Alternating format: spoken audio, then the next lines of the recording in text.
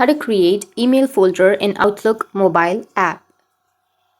So if you want to create email folder in Outlook mobile app, as we know that Hotmail and Outlook are the same thing, so we just need to simply open up our Outlook. Make sure to sign into your account.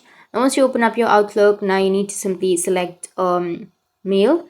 I'll just simply choose any mail, tap and hold on to that mail. Once you've selected, you need to go with the upper right, which has that three dots, and tap on move to folder. And if we want to create an email folder, then what we need to do is just go with plus, which is on the upper right. Tap on the plus and give a new folder name. For example, I'll be just giving test. Tap on create and move.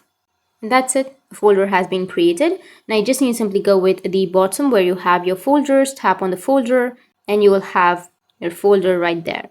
Now, if you want to check the folder, you need to go with the upper left, which has that Google option, and tap on the folder that we've just created. And here you will have the mail on that folder. So that's how you can create your email folder in Outlook mobile app.